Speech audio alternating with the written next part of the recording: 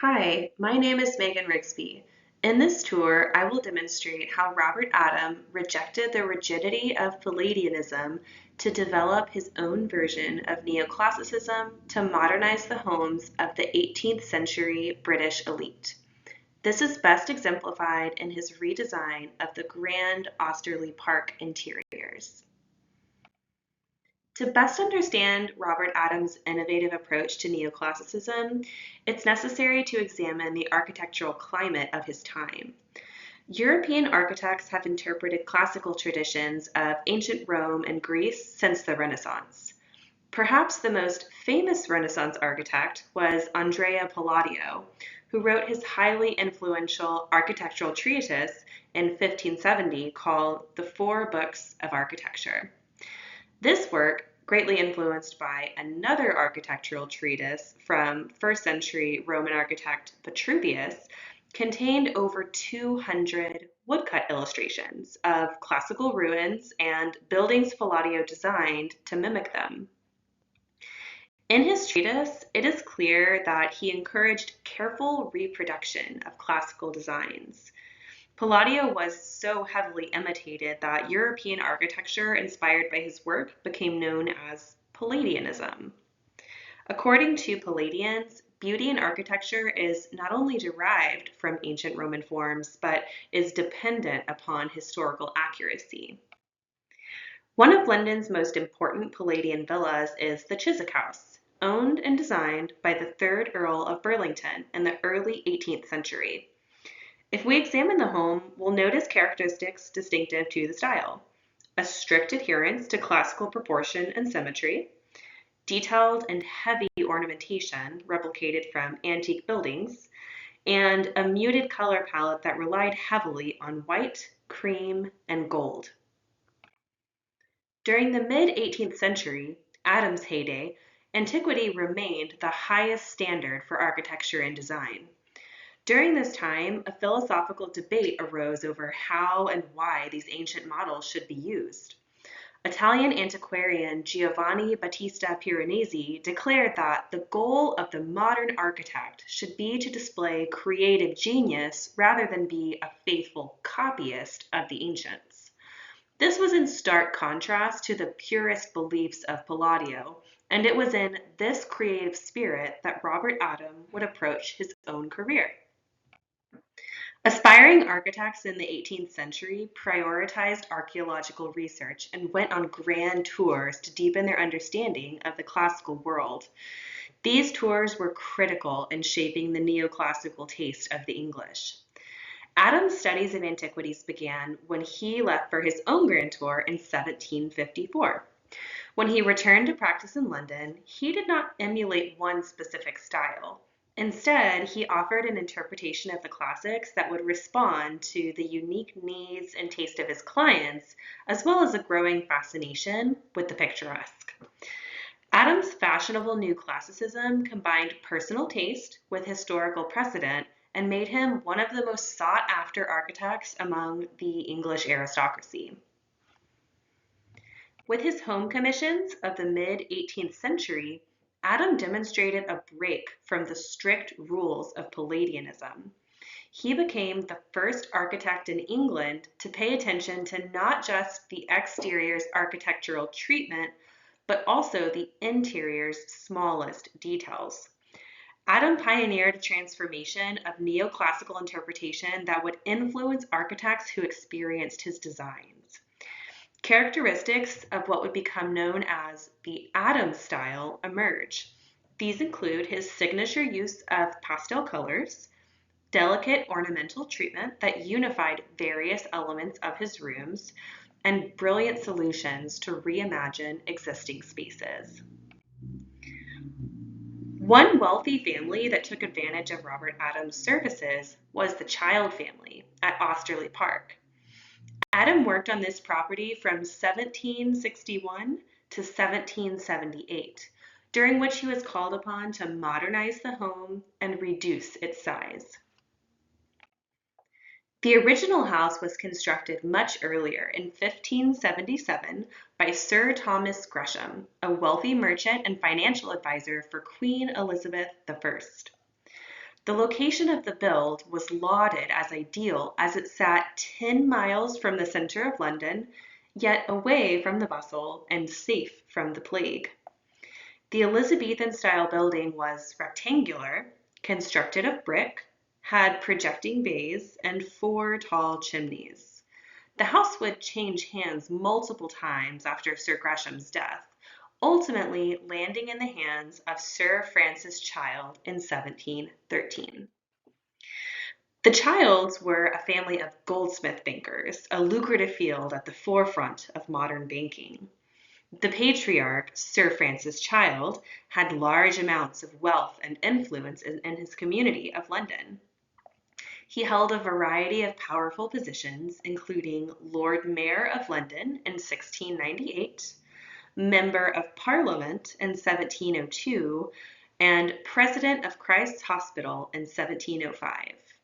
It is believed that he purchased Osterley Park to protect a mortgage he made to the previous owner that died in deep debt to his bank. Unfortunately, Child was unable to enjoy the property as he passed just months before the sale of the estate was finalized.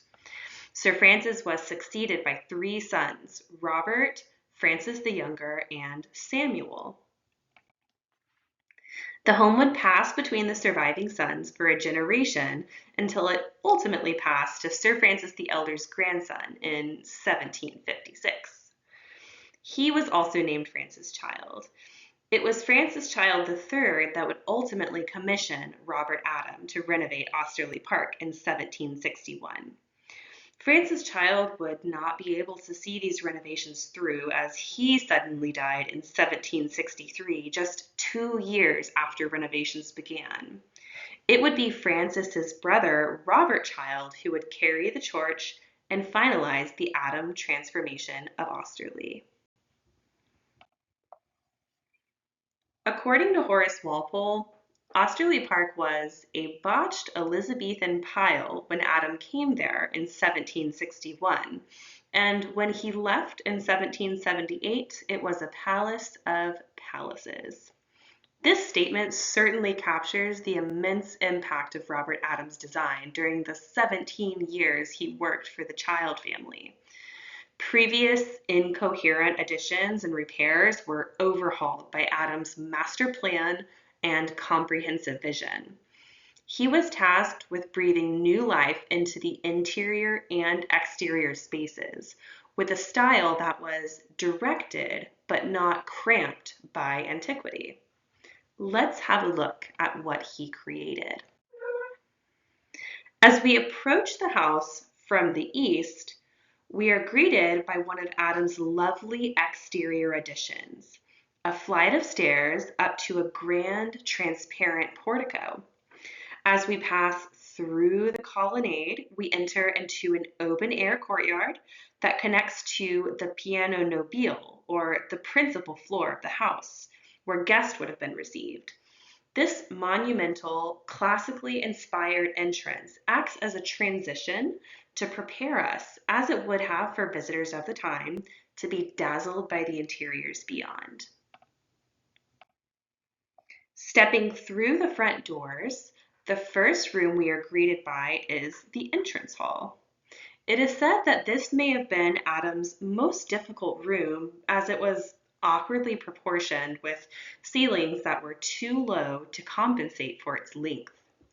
This conundrum of remodeling existing rooms rather than creating them from scratch is what oftentimes stimulated Adam's creative genius. In the entrance hall, Adam creates large semicircular alcoves at either end of the rectangular space.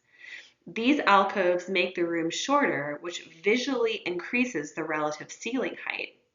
Additionally, Adam forgoes the traditional entablature that runs along the top of the walls to include just a Greek frieze. This allows the pilasters to be elongated, which also gives the appearance of height. Another notable Adam-style element of this room is the delicate stucco work found on the walls and the ceiling. We can observe delicate arabesques, as well as trophies of armor, that add ornament and vertical emphasis. This light and graceful style of decoration differs starkly from Adam's contemporaries. He avoids the ponderous ornaments of ancient Roman temples and public buildings, which the Palladians had inappropriately imposed, and instead draws inspiration from private Roman bathing apartments. Through subtle proportion adjustments and his delicate application of decorative elements, Adam masterfully overcomes spatial challenges and transforms the entrance hall into a refined and inviting prelude that foreshadows the sophistication awaiting within the rest of the rooms. From here, we will head through the south vestibule to the drawing room, sometimes referred to as the Palmyra drawing room. The most striking feature of this room is the ceiling. Adam likely had two sources of inspiration for this design. The Temple of the Sun, which was shown in Robert Wood's The Ruins of Palmyra, and another Palmyra-inspired ceiling in the West Wycombe Church. Although his design has classical precedent, Adam did make changes for it to better fit the space he was designing in, an approach we've already observed in the entrance hall. The center circular medallion is replaced with an oval, and the leaf design becomes much more delicate and graceful. So as to not overpower the small space, the octagonal coffers are made smaller. Another notable feature of the room is the color palette used. While Adam's use of pastel pink and blue for the ceiling is similar to the colors used in the West Wycombe Church, it is true to his use of soft pastel hues in his other designs. It was noted by Horace Walpole during a visit that the dark crimson of the frieze was uncommon and provided a striking contrast to the pale green damask wall coverings. Unlike some of his Palladian contemporaries, Adam believed that a variety of colors should be used to relieve the ornaments, remove the crudeness of the white, and create a harmony between the ceiling and the sidewalls. In the drawing room, Adam's thoughtful adjustments and his unique color palette not only showcase his sensitivity to space and scale, but also his innovative departure from traditional Palladian restraint. The final stop on our tour will have us heading east to the Etruscan dressing room. About his Etruscan designs, which Adam did employ in other home commissions he worked on, Adam claims that they are unlike anything hitherto practiced in Europe. He acknowledges that they have been seen on vases and urns, but that he is the first to apply this technique to the decoration of apartments. While this may not be entirely true, Josiah Wedgwood was manufacturing similar designs by 1769. Adam was innovative in his use of black and terracotta colors. To unify his design, Adam carried the delicate Etruscan ornaments through to the custom design of the fireplace screen and chairs, as well as the commode. In the words of Walpole, to enter into the Etruscan dressing room is like going out of a palace and into a potter's field.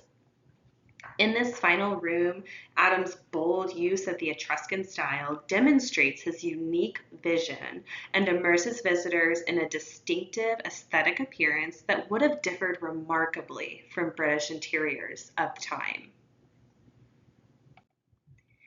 In his preface to The Works of Robert and James Adam, Robert Adam wrote regarding his unique neoclassical style, "We have been able to seize, with some degree of success, the beautiful spirit of antiquity, and to transfer it with novelty and variety through all our numerous works. As we conclude our tour, let us think about how Robert Adam demonstrates this sentiment in his redesign of Osterley Park. In his rooms, we find remarkable examples of his break from Palladian rigidity. He certainly drew inspiration from classical ideals, but what made him different from Palladians that came before him was his interpretation. As seen in the entrance hall and the Palmyra drawing room, he was a master of space planning, adjusting classical proportions to reimagine existing spaces. Adam also utilized unique, harmonious color palettes to modernize and refresh his delicate ornamentation. As seen in the Etruscan dressing room, he applied decorations in ways that homeowners had never before seen or dared. Anything Adam appropriated, he reinterpreted in his unique Adam style.